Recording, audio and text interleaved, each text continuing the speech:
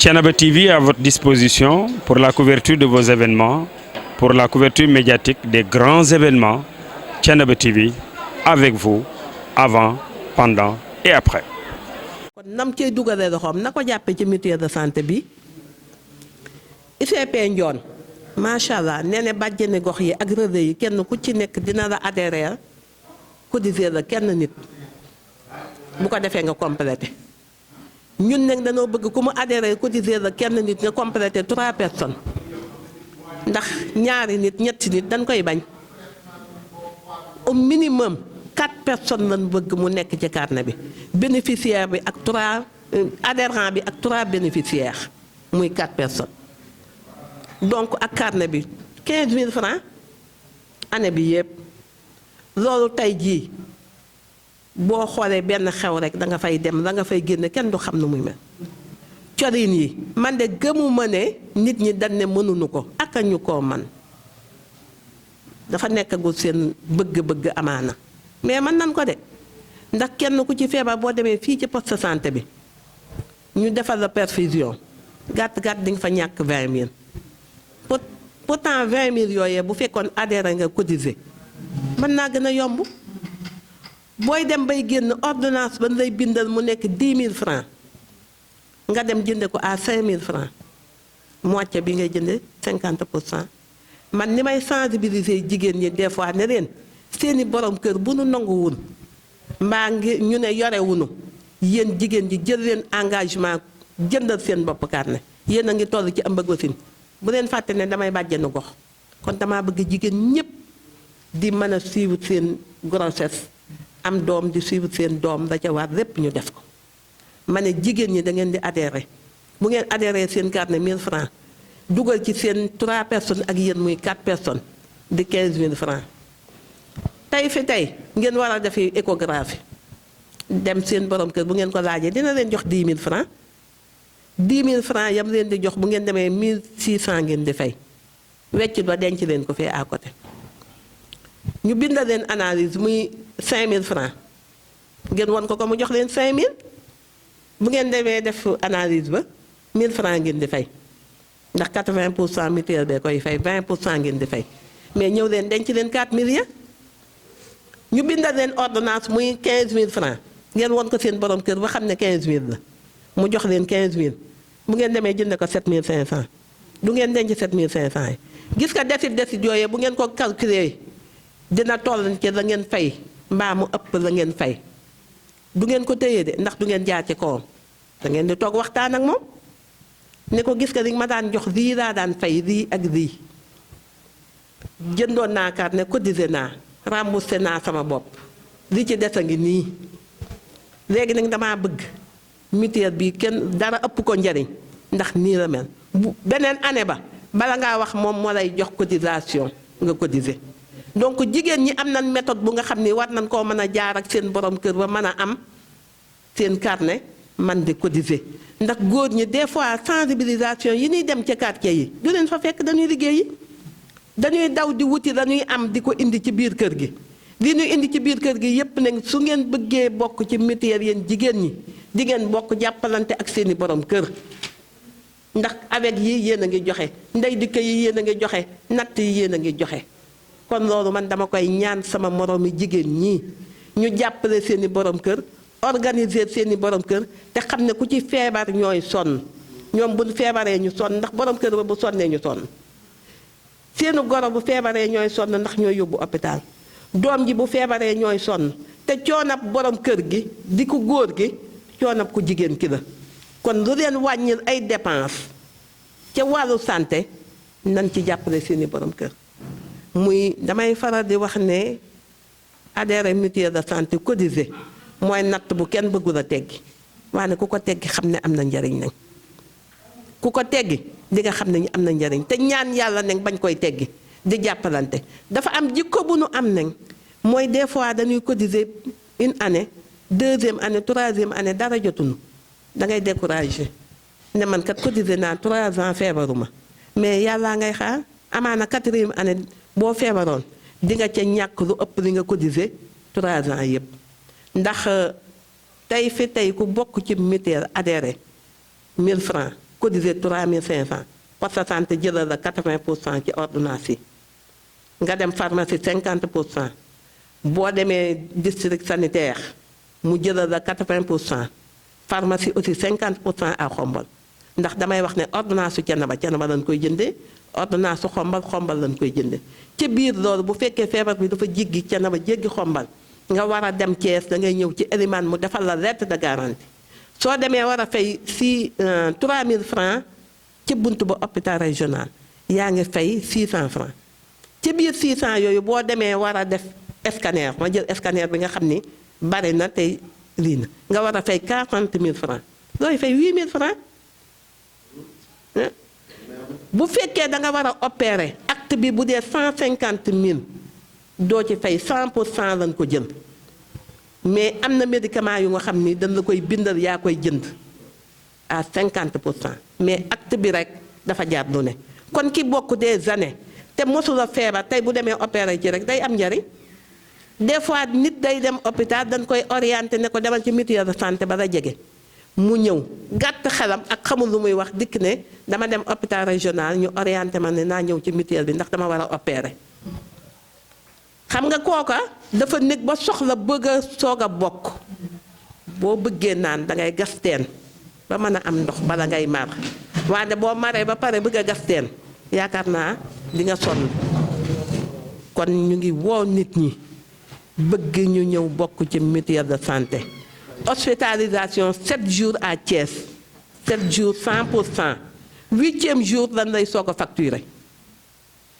buñ la bindalee garab nga dem pharmacie à 50%. dëgg la jàkkaarloo na noonu hôpital régional mais signé wuñu ak moom convention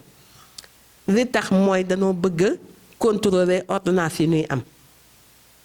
benn pharmacie la ñu signé gun Thiès 2 lan fa amoon mais léegi benn lan am. soo demee plafond bi mu ngi nekk 100 000 francs par malade bu fekkee da nga dem fii bu boobaa doo mën a planifier la nga xam ni nit ki consommé na ko te nit ku ñuul lu mu bokk lu ne day jéem a xool buntu bu muy jéem a naxaatee kon pharmacie Kayoor la ñu signé convention plafond bi 100 000 francs la bu dee pharmacie Thiénaba bi 50 000 francs la plafond bi.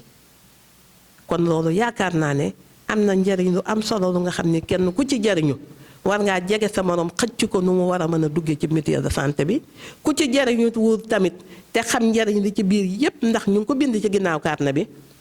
ki ko mën a liir war na mën a sensibiliser ka mu jegeel ba nga xam ne dina bokk ci mutuelle bi kon daal damay jàllale nii sensibilisation xaj na wax ji bari na naaj na mais lépp dama xeex rek ci mutuelle de santé ndax bu ma sañoon benn mutuelle du gën a dox mutuelle de santé bu Thiénaba ndax dafa bokk ci mutuelle de santé yi jëkk te am nañ encadrement bu leer bu wóor ndax ñii nga xam ne ñu ngi fi bàyyiwul ñu guddi bàyyiwul ñu bëccëg man des fois damay rus ndax André xam na ne ci mutuelle yu jëkk yi la bu ma demee Thiès bu dee jël exemple ñaare daf may xool di jël exemple ci man sama mutuelle doxul de sànq Elimane wax na ko population bi nekk Thiénaba la commune de Thiénaba waxuma la dara mais Thiénaba gaa Thiénaba Seck donc ñi war a bokk bu nu bokkoon dama lay wax ne mën nanoo nekk am 6000 bénéficiaires rawatina nag yeneen dëkk yi 38 villages mu ngi ci commune Thiénaba ak amoo yi donc loolu def na liggéey de nañ ci gën a dollee taxaw mboolem ñu fi nekk tey jii damay ñaan rek kenn ku ci nekk jël engagement wane ne yow yaa moom mutuelle bi yow yaay war a tax mutuelle bi dox luñ fi jëlee boo àggee fexeel nga tasaare ko wax ko muy chef de village yi muy CDS yi muy bàjjenu gox yi ñu ngi ñaan dimbal ci yéen macha allah. kàddu gi Ibrahima Ndoye nekk secrétaire union départementale de Thiès nekk PCA mutuelle de santé bu Pout ñoo ñëw tey jii fas yéene ñëw gunge ca jafe-jafe yi nga xam ni mutuelle de santé bu Thiénaba am na ko ñu seet solution yu ñuy mën a jaar ba mën a jëmale mutuelle de santé bi kanam monsieur Ndoye vous avez la parole. Voilà, merci beaucoup Nogaye maa ngi nuyu ñi fi teew ñëpp di jiital ci nuyu monsieur le maire de la commune di ci teg ñi nga xam ni ñoo ko fi représenté muy ñaari adjoint bi nga xam ni ñoom ñoo ko fi teewal tey di nuyu vraiment kilifa yi nga xam ni ñoo fi teew yëpp di délégué de quartier wala muy président ku mu mënta doon maa ngi leen di nuyu yéen ñëpp di leen jox seen wàccuwaay di wax vraiment jërë ngeen jëf ci ndaje bi nga xam ni tey def nañ ko fii ci Thiénaba te li ko tax a jóg yëpp du dara lu dul fexe nu mutuelle bu Thiénaba gën a redressé woo pour mën a gën a dem ci kanam parce que maa ngi laaj léegi madame le maire Thiénaba ñaata village la mu may wax jox na ma lim bu takku quand même 61 villages ah 38 ak 23 amoo muy 61 voilà foofu lu tax ma ko doon laaj rek parce que dama doon wax rek village bu nekk tey bu amoon 100 bénéficiaires à jour village bu nekk bu amoon tey 100 bénéficiaires à jour yaakaar naa ni di ngeen am tey 6100 bénéficiaires à jour seen mutuelle ñoo xam ni ñoo nattal seen bopp te loolu bu ko mutuelle bu Thiénaba amoon tey te mën na nekk war naa mën a nekk 100 bénéficiaires à jour ci biir village yi kooku bu fekkoon amoon nañ ko tey fii ci Thiénaba am naa yaakaar ni kenn dootul wax waxu nit bëgg na faju wala pharmacie tëj na dem nañ fa mënuñoo faju ci pharmacie bi wala mënuñoo def faju ci centre de santé yi wala poste de santé yi kon defe naa ni tey liggéey bi tey lépp liñ ci soxla yépp mooy loolu te am naa yaakaar ni chef de village yi nga xam ni teew nañ fi wala am na ñu leen fi teewal ak ñi nga xam ne ay relais lañu ak association de jeunes yi nga xam ni ñoo fi nekk tey liggéey bi ñu soxla ci yéen tey mooy liggéey boobu parce que loolu rek moo mën a tax ñun ñëpp ñu ànd jëm ci kanam parce que c'est vrai Nogaye dafay gêné wu parfois wax na ko léegi André day jël lu bari exemple ci moom ci mutuelle yi nga xam ni bokk na ci mutuelle yi nga xam ni waroon nañoo dox te doxuñu effectivement elle a raison mais loolu lépp li ko waral parce que am na ñoo xam ne suggéré nañ ko fii ci biir wax da ngay dem pharmacie war a faju ñu ne la pharmacie arrêté na te yow nga joxe woon sa natt ba pare loolu war naa mën a nekk lu tax mu war a mën a nekk war naa mën a nekk metti na trop mais lu war a mën a nekk la il faut que nit ñi nangu loolu ba pare pour soog a mën a commencer liggéey pour liggéey bi jëm ci kanam lu tax mu war a mën a nekk bu fekkee ñiy faju dañoo ëpp li leen di faj bu boobaa arrêt dina am te loolu moo waral muy arrêté bu fekkee ñaar fukki nit rek ñoo nekk ci biir mutuelle bi te ñu war a fajoo loo xam ni ëpp na juróomi junni wala ñaar fukki junni te amuñu xaalis boobu ci seen biir kees bu boobaa bu ñu fajoo benn weer ñaareelu weer bu ñu demee du ñu mën a faju effectivement léegi nag pour xeex loolu kenn ku nekk da ngay fexe man mi nga xam ne damaa joxe sama natt ma fexe ba am ñeneen ñoo xam ne dinañ ñëw wéttali ma ci natt boobu mën a natt comme man pour que ëllëg ci biir kenn ci ñun ñooñu nga xam ne natt nañ ñëpp kenn sa natt du taxaw defe naa loolu mooy liggéey bi il faut kenn ku nekk bàyyi xel ci loolu c'est vrai madame le maire suggestion yoo xam ne jóg na fii ki nga xam ni mooy le premier adjoint am na ay engagement yoo xam ni wax na ko fi par rapport ak fidélisation boo xam ni defoon nañ ko daaw te commune bi amaat na yéene pour defaat ko ren muy la subvention bi nga xam ni defoon ngeen ko à travers la mutuelle de santé mais dañ ne pour bëgg liggéey bi dox gën a dox du moins parce que mu ngi ñu dañuy fexe nu mu gën a doxee du question subventionné mutuelle bi rek pour man li ma gis parce que dama yaakaar ne am na beneen méthode boo xam ni moo gën pour jàppale mutuelle parce que man loolu lay wax sama mutuelle fële ci Pout président daf may dégg à chaque fois man bugguma kenn ku yëkkati xaalis jox ma ne ma maa la dimbalee yow mutuelle lii bugguma ko parce que xaalis fu mu dugg indi problème parce que toujours ñu ngi seet 1,5 million yooyu ñu joxoon mutuelle bi fan la ko mutuelle bi dugal soxlawuma loolu li ma soxla mooy commune bi mën na maa jëlal 200 personnes na ma jëlal 200 personnes nattal leen dugal leen ci biir mutuelle de santé bi moo ma gënal fuuf ngay yëkkati xaalis di ma ko jox naan ma am maa la ko jàppalee yow mutuelle soxlawuma loolu lay wax à chaque fois lii seen warugar mooy parce que président wax na ko ci biir kii en présentation santé dafa bokk ci compétence transférée la maire yi lañ ko jagleel maire yi aussi il faut que ñu xam li ñu leen jagleel lan la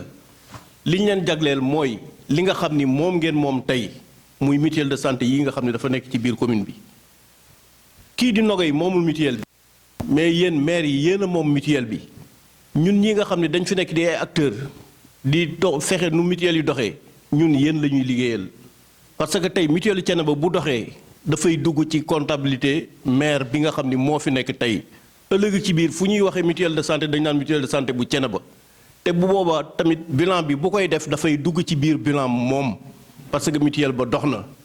loolu aussi il faut que maire yi xam ko parce que loolu lay discuter ak sama maire moom aussi jël na ay engagement par rapport ak lii mais dafa doon loo xam ni war na parce que yàlla def na conseil municipal la foofa di défendre loola foofa bëgg naa aussi pour que fii ngeen boole loolu seen biir mu bañ a doon xaalis boo leen di jox mutuelle bi mais jël leen ay nit ngeen dugal leen ci biir kii mutuelle de santé bi parce que dina tax ëllëg ci biir fépp foo xam ni waroon nga fa joxe wala jàppale ñoo xam ne dañoo feebar bu boobaa loolu daf leen di wàcc seen kees dina gën a sakkan bu boobaa te defe naa loolu mooy solution bi nga xam ni moo mën a dimbali tey mutuelle de santé yi te moo mën a dimbali aussi maire yi kon vraiment madame le maire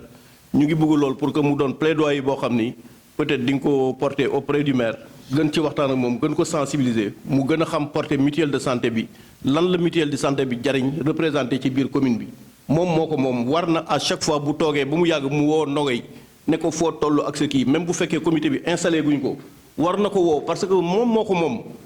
na ko woo mu ñëw mu ni ko Nogay fan la mutuelle bi toll yan problème nga am lan mooy sa jafe-jafe lan mooy sa nangam-nangam yooyu daf ko war parce que moom moo ko war a def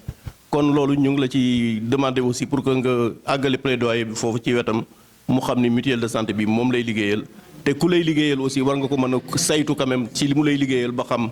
li mu ciy def ndax jaar na yoon wala jaarul yoon mais foofu aussi li nga xam ni mooy mutuelle bi Nogay war na la à chaque fois boo leen defee réunion de CA bi nga xam ni ñetti weer yu nekk ngeen def ko wala réunion de bureau bi nga xam ni chaque mois ngeen def ko boo paree say PV réunion yooyu nga yëkkati ko ñëw indi ko auprès du maire ne ko monsieur le maire lii mooy suñuy PV réunion au moins mu mën a xam li nga xam ni moo nekk ci mutuelle bi bu ëllëg ci biir bu problème amee mu mën a xam nan lay taxawee loolu aussi dafa am solo pour que vraiment en tant que mutuelle ngeen jublu ci loolu jéem ci liggéey ak loolu parce que loolu mooy waral diggante yi gën a ritax ni nga koy defee ak moom aussi boo ko mënee def avec les kii ICP dina baax aussi pour que ñoom tamit ñu mën a xam problème yi mutuelle yi am ak même les pharmaciens su fekkee loolu mën na nekk parce que dina tax ñu xam ni boole nañ leen ci biir ñoom aussi ñu gën a gis seen bopp ci biir defe naa ni vraiment en gros loolu laa bëggoon wax sinon du point de vue cotisation wax nañ ko fi pour jéem a seet nan la ñuy oyofale cotisation yi mais yaakaar naa ci biir communication yi nga xam ne dañ koy def à travers ñun mutuelle war nañ di gën a leeral askan wi ñu xam ni am na ay weer yoo xam ni dañ ko ubbi muy ñu tuddee ko ay période de collecte yoo xam ni dafay am janvier le 1er janvier ba le 31 mars nit ki am na bu ko neexee à chaque fois mu ñëw tey am naa ñaar téeméer naa ko joxe suba am naa ñetti téeméer naa ko joxe mais fexe ba bu fin mars di jot li nga xam ni moom la waroon natt moo xam juróom benn weer la moo xam pour nattu at la opté mais na fexe ba 31 mars buy jot loolu nga xam ni moom la waroon a joxe mu mat bu ko defee ñu jël carnem soog ko defaral carnem jox ko carnem parce que cotisation mat na léegi dañ koy def 1er janvier ba le 31 mars am na beneen aussi bu ñu tijjiwaat 1er juin ba le 31 août juin juillet août ba le 31 août boobu tamit foofu noonu lañu ko ubbeewaat mais am na leneen aussi loo xam ne am na loo xam ni toujours day dimbali ñi nga xam ne dañu bëgg a bokk ci mutuelle yi wala nekk ci biir mutuelle yi natt naa at bii nga xam ni mooy 2022 bi nga xam ne ci lañ nekk 2023 xam naa ni natt mu ngi may xaaraat bu soobee yàlla mais comme que natt naa ba matal ba le 31 décembre mais léegi su ma amee aussi ci diggante bi loo xam ni mën naa koo dugal ma koy dugal pour balaa at bii jeex fekk sama nattu at bële matal naa ko bu boobaa dina gën a yomb ci man yooyu yëpp mutuelle daf koy doxee kon loolu baax na aussi gën a dolli ci communication bi pour que nit ñi gën a xam li xew pour que mu gën a yomb ci ñoom ñu gën a xam nan la ñu mën a natte ci mutuelle yi ba nga xam ne du ñu sonn bu natt bi jotee mu doon loo xam ne du doon loo xam ne global lay doon pour ñu génne ko mu xaw a jafe ci ñoom yooyu yëpp mutuelle daf ci yëngu dinañ ci dox pour que ngeen xamee ko noonu pour que ñi nga xam ne xamuñu ko aussi yéen ñi ko xamee ngeen xamal leen ko pour ñoom tamit ñu xam ni loolu mën naa nekk tamit quoi defe naa pour problème bu médicament yi dinaa bàyyi président dina ci ñëw parce que loolu lañ demandé nañ ko te ñu ngi koy wax am na ay exclusivité maanaam ay médicaments yoo xam ni mutuelle du ko jël defe naa ni képp koo xam ni responsable mutuelle nga tey amoon nga liste boobu defe naa ni amoon nga liste boobu wala liste bi disponible na au niveau de l'union départementale joxoon nañ ko mutuelle yu bari amoon nañ ko am na ñu bari ñoo xam ni partagé nañ ko ak ñi nga xam ne ñoo di seeni prestataire loolu aussi defoon nañ ko. Baneen bi mooy toujours recommandation yi ñu joxe mooy les médicaments génériques kooku à chaque fois ñu ngi ciy waxaat parce que kenn ku nekk xam na ni ordonnance yi cher na trop à travers les mutuelles de santé factures yi vraiment metti na trop ci mutuelle de santé yi mais lépp mooy daal liggéey bi li ci am solo ëpp ci solo mooy nañu fexe lim bi ngeen xam ne moom ngeen wax tey parce que Elimane nee na daaw amoon ngeen plus de 1300 bénéficiaires 1300 bénéficiaires war nañ ko mën a multiplier par 4. Multiplier ko par 4 pour que mutuelle bi autonome avec ou sans la subvention de l'État mutuelle bi dina mën a demal boppam te du séntu subvention ba ko état bay jox parce que état c'est vrai moom moo teg lii nga xam ni moom mooy liggéey bii ñu nekk tey moo ko teg encadré ko mais kenn ku nekk xam na ni état di doxee ni état di doxee kenn ku nekk xam na ko mën na jékki-jékki tey mu ñëw fay la at bii mu toog ay at mën na la bañ a fay tamit. Mais ce qui est sûr mooy dina la fay mais kañ la moom nañu xamul pour bañ a dépendre ci loolu nag day fekk vraiment ñu mën a matale li nga xam ni moom la ñu yor ñun bu nit ñi gënee bari rek dootuñu am coono boobu nga xam ni moom la ñuy jooy fii boobu ba léegi. kon kenn ku nekk xam nga ni tey boo fi jógee tey li la war mooy jéem a fexe nu mutuelle bi gën a tegewaat beneen pas bu gën a sori par rapport ak fi nga xam ni fi lañ toll tey loolu laa amoon loo xam ni mënoon naa ko ci apporter tuuti di bàyyi président. André Demba Wade peut-être wala madame le maire bu fekkee am na lu mu ciy dolli waaw. mu gudd mu gàtt moo ñu yëkkati woon te ñu li ñuy déparé du xam-xam comme ni ko góor gi waxee li ñu fi dégg rek ci la ñu bëgg a tibbee wax leen suñu xalaat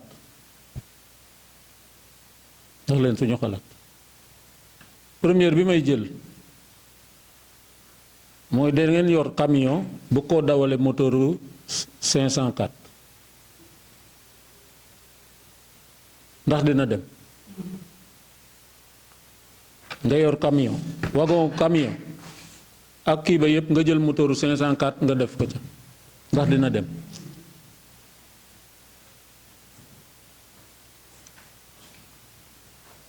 loolu moom laa jëkk a gis ni mooy seeni jafe-jafe gis nga li ngeen di wax yépp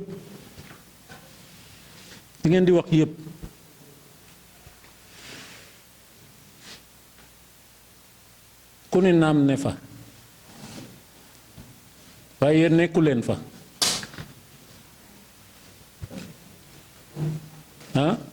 sama wolof laay utiliser bu ngeen ko déggee mu leer bu ngeen ko déggul loolu laa leen di wax ku ni naam ne fa du loolu wolof njaay moo ma ko wax waaye nekku leen fa yéen ñi bëgg a wax ne naam nekku leen fa dama koy misaal jërëjëf Nogoy jërëjëf Elimane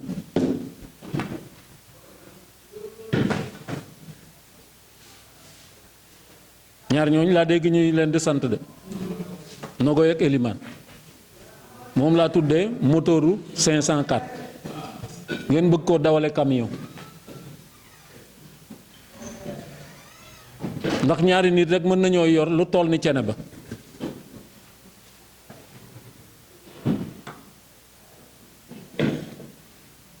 en président comité du mën a nekk ñaar ñi mën naa xuus ci ñoom ñaar dinañ ma ko baal ndax yàgg naa leen koo wax Nogoy du mutuelle rek la am ci liggéey bu nee man dama koy léeg-léeg ma jox exemple ci moom léeg-léeg bu ñu nekkee réunion ma laal ko laal yu ko xaw a metti mais ginnaaw nit ku tey la day ree rek ni jàppale leen ma jàmbaar nga waaye daa war a yor njabootam daa sóobu ci lu bare boo yaakaaree ci Nogoy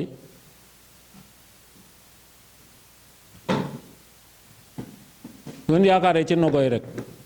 ni mooy yor mutuelle ak yeneen yi mu yenu du sotti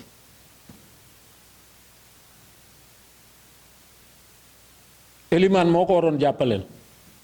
waaye Elimane li ma metti ci moom saa wu ma rombee fii maa ngi ko fekk ci taanu niim ga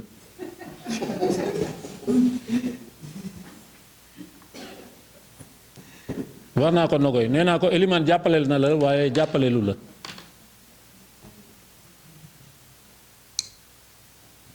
dégg ngeen liy doxal moteur bi loolu bu amul seen mutuelle du ngeen dem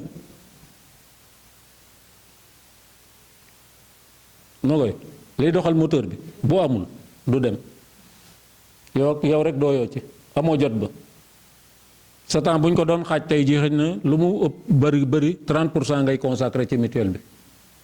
yor nga GIE bàjjenu gox nga ak lan loolu la benn bopp di ko liggéey te ci du benn domaine bu doon ni benn domaine la man bari naa ay responsabilité mais mën naa ne la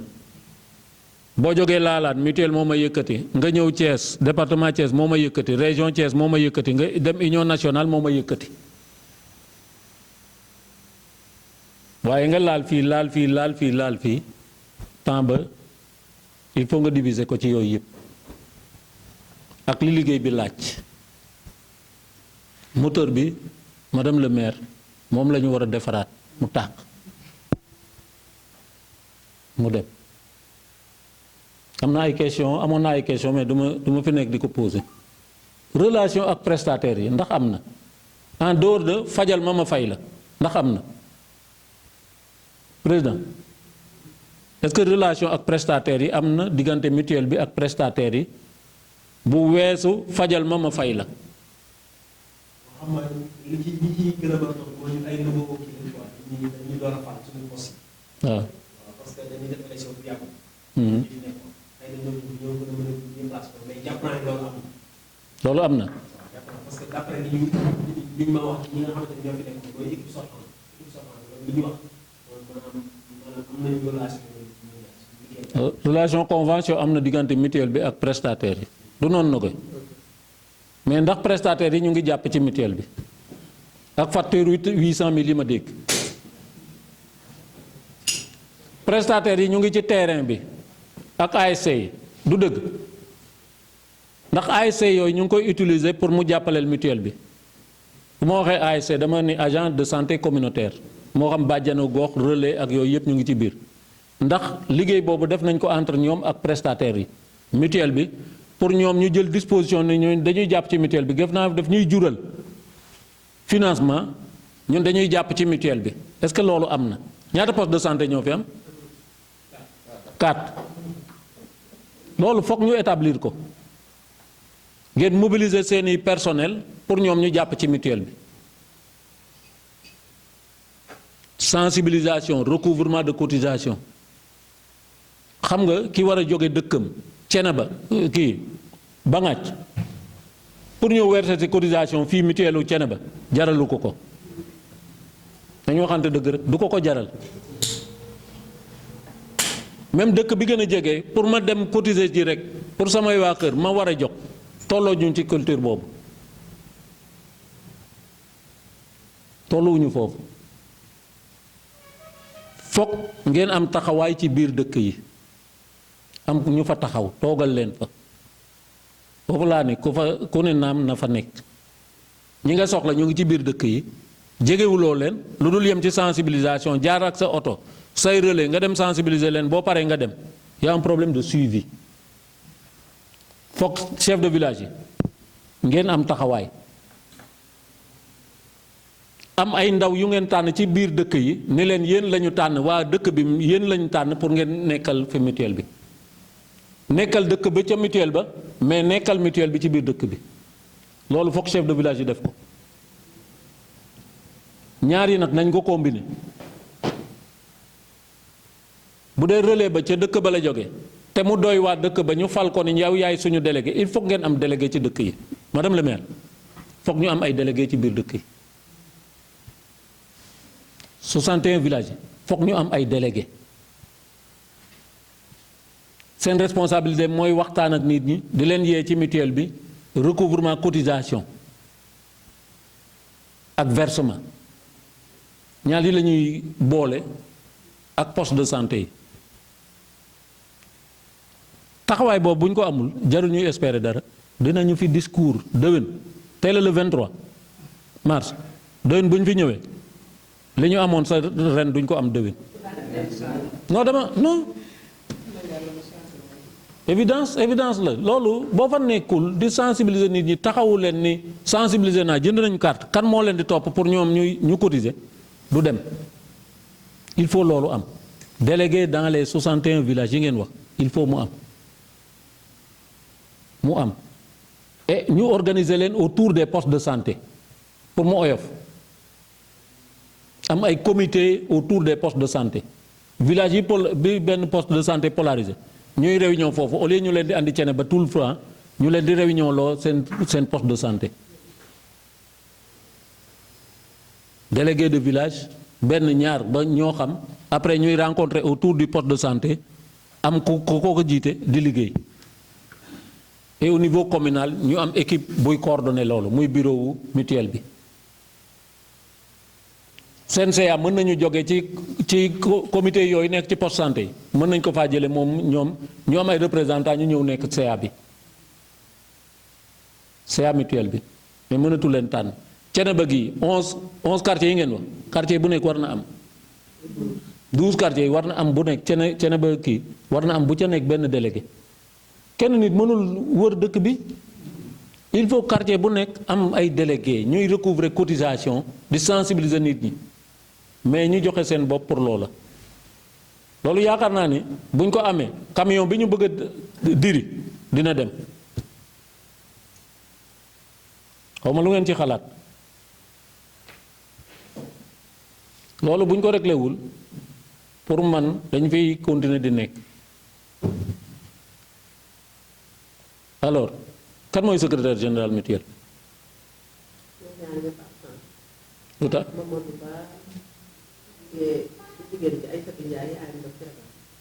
lan mooy seen liggéey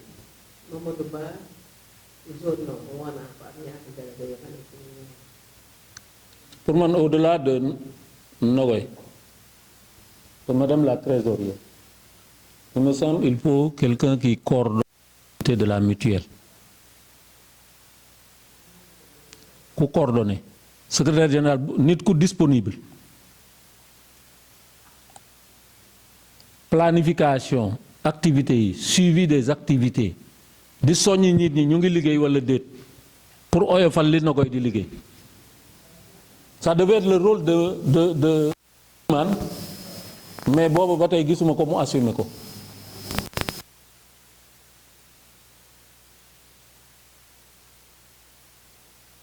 gestion financière comme gérant bi mu doon mais il faut quelqu'un qui appuie qui ci coordination quelqu'un qui soit plus permanent dynamique mu koy liggéey xaw ma lu ngeen ci xalaat yéen laay déglu waa Thiénaba de dama joxe sama xalaat rek ñëpp laay laaj xam nga xale yaa ngi nii li may wax ndax xam ngeen ko walla déet li ma koy liggéey amul jot Lobé day liggéey ci dara ba kii Nogoy day liggéey ci dara beneen programme ñëwaat mu fàttewaat la mu doon liggéey balaa ma fuy ñëwaat la mu tabaxoon tas il faut am ko taxaw suivi boobu mu koy jàppale mooy noonu ci poste santé kuy soññ pour nit ñi di liggéey il faut mu am. di jaar ñëpp di baalu àq aussi di leen baalu àq bu baax a baax di jégalu ci dérangement bi saaga yi sama woo téléphone léegi comme c'est mon ami d'enfance di ma expliquer loolu mu ñu même femme Diop di may waxal loolu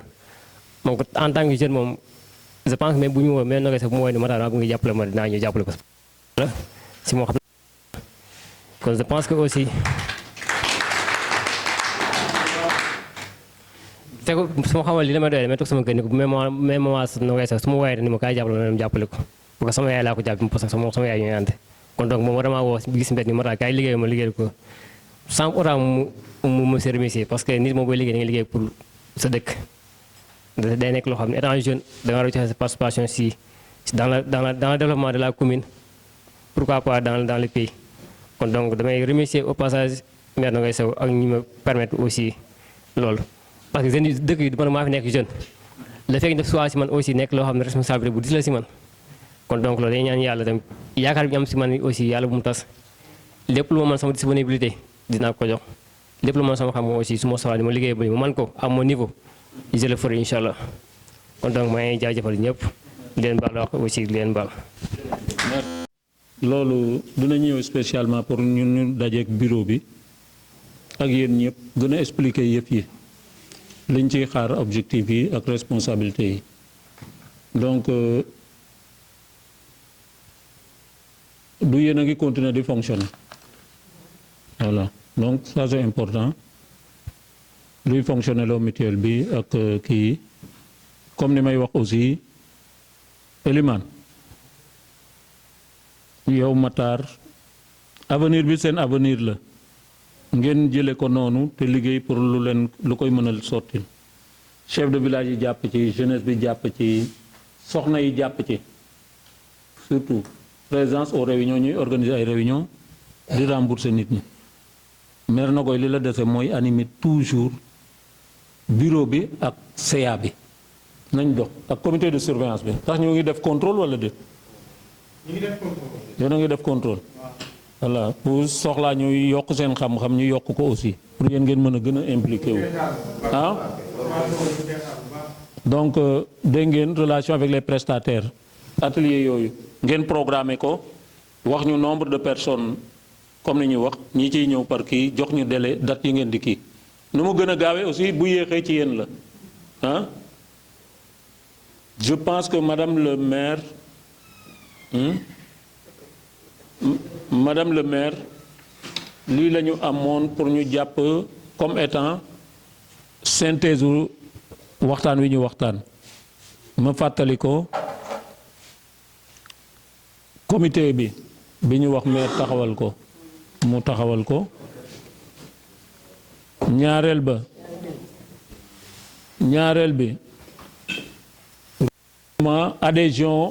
recouvrement cotisation des élus yéen lañ ciy xaar. Troisièmement, l'engagement du maire pour atteindre 53% de taux de couverture assurance maladie en 2026 mu def ko projet boppam porté ko avec le conseil municipal voilà mooy tax ci comité bi ñu wax buy réunir mu ne fu ngeen toll waxuma CMI boo ko jëlee mais assurance maladie nit ñi bokk ci mutuelle de santé 53% de la population en 2026 am assurance à travers la mutuelle mu ne mooy sama projet bu demee ci Macky Sall mu ne ko jël naa engagement boobu te dama koy fësal sama kii te na dina inspirer président ba président ni maire yi yëpp lan ngeen ci jël am na benn ñuy préparé boobu ba tey bu demee mu ne man jël naa lii sama plan d'action baa ngi nii pour ma arriver ci loolu je pense que ça c'est important pour un leader politique n'est-ce pas après ça am na activités yi ñu prévoir donc Matar retenu pour coordination globale de la mutuelle mu jàppale ci bureau bi nekk un élément qui travaille pour le bureau dans la coordination Elimane nekk ci wàllu gestion financière bi surtout ak administrative et financière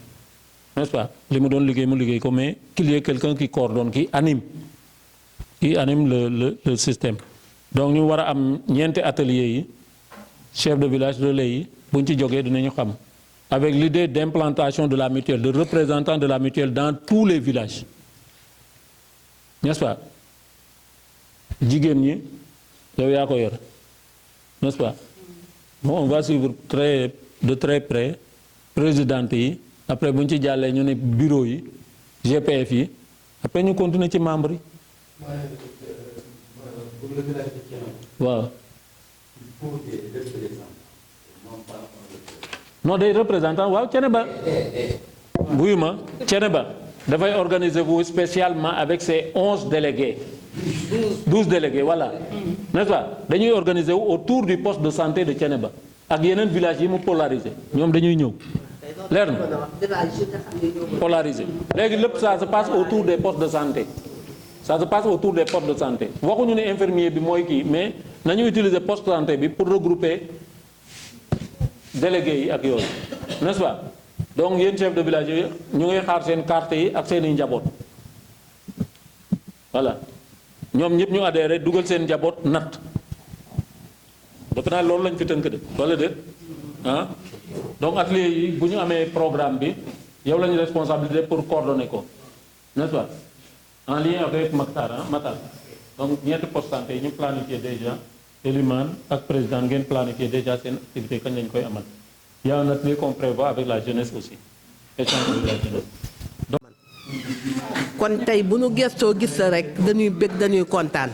te fii nga nu teg incha allah chef de village yaa ngi fi bàjjenu gox yaa ngi fi TDS yaa ngi fi personne ressource yaa ngi fi ñoom ñëpp dégg nañ ko incha allah dinañ ci teg suñ tànk ndax waxoon naa ko kaw la mutuelle de santé naa mën a jël engagement ne mën na maa dem sans subvention état ndax tey 6000 bénéficiaires buñ ko amoon 6000 bénéficiaires fois 3500 c'est combien mais mën na noo demal toute l'année bu subvention état ñëwee bu boobaa daf koy daal di dugalaat ci yeneen mën a yokk suñ paquet de service ak yeneen ñu def ko donc nanu gëm suñu bopp bu nu gëmee suñu bopp xam ne lii war nañ ko mën a àggale fii mu war a dem non seulement 38 villages ak combien amoo 23 amoo muy 60 dëkk bu nekk mun fa amoon 100 bénéficiaires plus Thiénaba gii nga xam ne dëkk bu mag la muy Thiénaba Gare Thiénaba Seck mais dinañ am plus de 6000 bénéficiaires donc nan def liggéey bi rek man kontaan naa ne ndax ndaw yi nga xam ne moo ci dugg muy Matar Diop muy Sagay xam naa ne ñu dynamique lañu ñu am taxawaay lan ci Thiénaba donc bu ñu jëlee toogee fii jël engagement xam naa ne dinañ ko def dinañ ko respecté te bu boobaa dina ma yombal lu bare ndax lii rek mooy sunu mbégte ñoo ngi jëm mag kon bu ñu gisee jeunes yu nga xam ne dañoo engagé te fas yéenee liggéey seen dëkk dañuy bëgg dañuy kontaan ndax damay wax ne kenn du jógee xombal gi dinu defaral Thiénaba kenn du jóge Thiès gii dinu ko defaral ñun ñi dëkk ci dëkk bi ñoo mën a defar dëkk bi din ko mën a defaree nag dañuy sukkandiku ci ndaw yi gis nga ndooy mii bu nu waxoon pexe yi mu jaar ba àgg fi mu àgg macha allah fi mu nekk bëggu la wax mutuelle am ñaata bénéficiaire la am ndax day bañ ma catu ko mais macha allah mutuelle am moom moo raw ci mutuelle yépp te daanaka nañ ñoo juddoondoo keneen moo ko yore woon mais moom ba mu ko jëlee macha allah jëmale na ko ci kanam kon nan góorgóorlu rek tege ci yoon wi waa André yow ak équipe bi nga àndal nañ kontaan naa lool macha allah ànd ak Ibrahima Ndoye Aminata Diante ngeen bu am solo ci mutuelle de santé lii nga fi def tey jii jar na du ne ndax jubbanti nanu teg nanu ci yoon wu nga xam ni buñ ci tegee incha allah li nu bëgg dinañ ko mën a am kon bëgg naa kontaan naa chef de village yi tamit xam nga ne jël seen temps ci suba ba léegi depuis 10 heures ñu ngi fi 10 heures ba léegi nit ñaa ngi fi toog CDS yi bàjjenu gox yi femmes yi vraiment jeunes yi kontaan naa ci teewaay bi ci taxawaay bi ndax jot dafa yombul kon bu ngeen xëyee ci suba ba léegi toog fii bëgg nañu kontaan naa Ibrahima Mbaye Diop li nga fi jëlee boo demee nga àggale ko ci chef de village ndax ñëw nga fi en tant que membre CA premier adjoint premier vice président en même temps nga représenté fi chef de village kon soo demee na nga ko jox compte rendu lii nga xam ne moom lañ fi jëlee ba nga xam ne dina mel ne toogoon na engagement bi nga jël aussi ci Mbay Sàmb na nga ko respecté taxaw ci taxawaay bu am solo am nañ yaakaar ca yow waaw jërë ngeen jëf kontaan nañ lool macha allah kon ñu jox monsieur le maire yu bare fekku la fi woon am André ma jox la nga lii ko madame la maire dina la jox compte rendu kon ñu ngi sant monsieur le maire bu baax a baax macha allah ci accueil bii nga xam ne accueillir nañu ak teraanga ji nga xam ni def na ko amaana dañu yaakaaroon ne nit ñi dinañ teel a ñëw mais monsieur le maire bu ko xamee woon wax dëgg yàlla dina préparer lu am solo pour gan ñi ndax tey gan ñu màgge nii mu am ko wax dëgg yàlla xolam sedd na ci kontaan na ci ñun ñii mu ko def kontaan nañ ci macha allah. asalaamaaleykum wa rahmatullah ñoo ngi nuyu mbooloo mi fi teew ñëpp jiita ci nuyu monsieur le maire di nuyu suñu gan yi monsieur André ak mbokk mi ma àndal ak ñi fi toog ñëpp bàyyi ñu kenn di rafetlu kàddu fi jib yëpp macha allah am na solo di jaajëfal tamit comme ni ko ñëpp waxee rek Nogay Sow ak Elimane parce que ñoom tamit ku ne xam nañ ni sonn nañ ci mutuelle de santé bu fii Thiénaba point fii monsieur André souligné moom yaakaar naa buñ ko toppee incha allah rabbi lépp loo xamante ni bëgg nañ ko ci mutuelle bi dinañ ko am parce que wax ji yëpp mooy dañ ne mutuelle bi doxut mutuelle bi lan noo koy doxal man il faut nit ñi adhéré wu parce que bu amee carnet tamit te demoo adhéré wu yàgg sa famille loolu tamit yaakaar naa doxalul mutuelle bi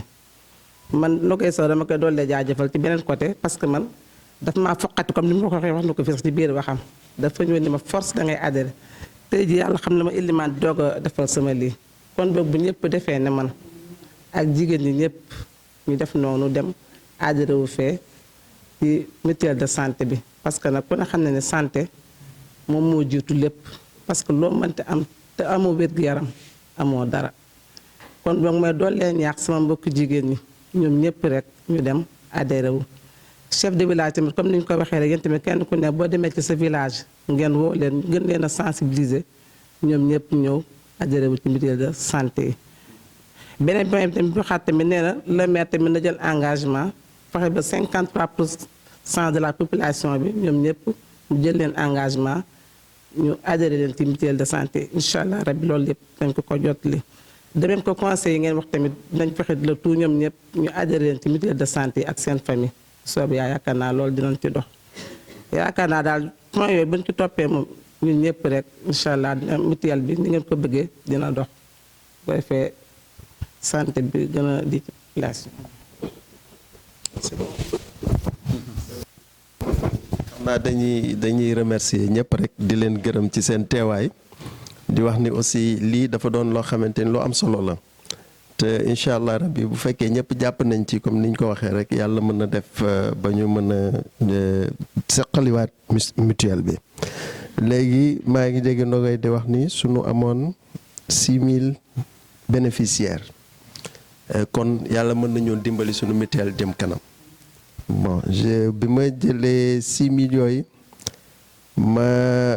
diviser ko par 5 adhérents dafa may jox 1200 donc carnet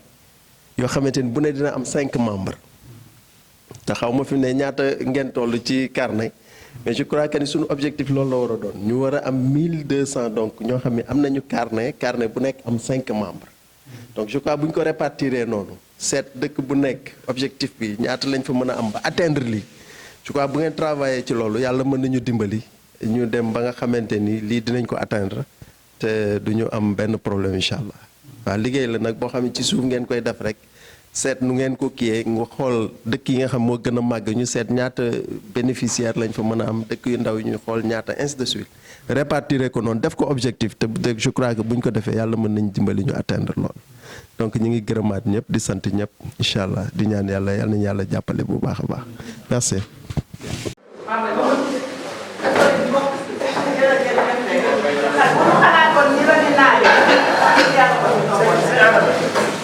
Thiénaba TV est à votre disposition pour la couverture de vos événements, pour la couverture médiatique des grands événements. Thiénaba TV avec vous avant, pendant et après.